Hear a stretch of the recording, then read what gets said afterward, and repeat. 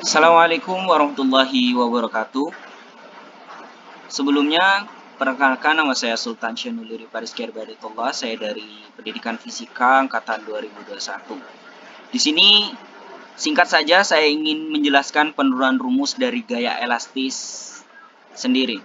Sebelum kita masuk ke dalam persamaan umumnya, kita harus mengetahui dulu apa itu gaya elastis. Atau bisa kita sebut dengan gaya pegas.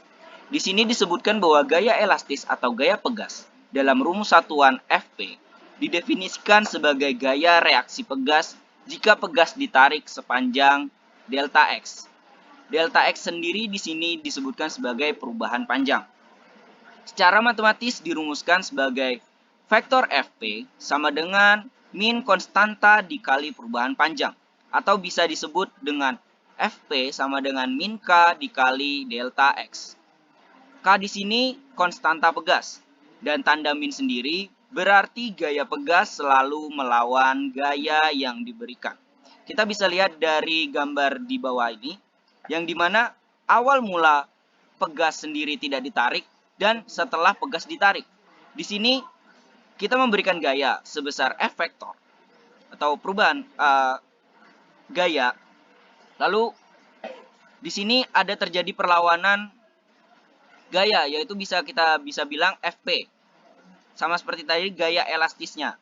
Lalu pasti dari pegas ini bisa menjadi lebih panjang karena adanya delta X atau perubahan panjang. Lanjut kita berdasarkan hukum 2 Newtonnya bagaimana? Di sini bisa kita lihat rumus umumnya yaitu F sama dengan massa dikali percepatan. F sendiri bisa kita turunkan lagi menjadi min Kx sama dengan massa dikali percepatan. Min Kx sendiri, rumus percepatannya bisa kita turunkan kembali menjadi d kuadrat x per dt kuadrat.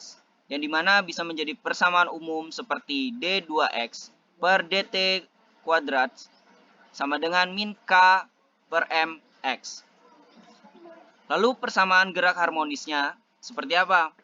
Di sini diterangkan bahwa persamaan gerak harmonis sederhana X sama dengan A cos dalam kurung omega T ditambah theta. Dan kecepatan dx per dt sama dengan min omega A sin dalam kurung omega T di plus theta. Percepatannya bagaimana? Disebutkan bahwa dv per dt sama dengan d kuadrat x per dt kuadrat. Yaitu min omega kuadrat dikali A cos per omega T dalam kurung omega T plus theta. Dari persamaan umum persamaan 10 sini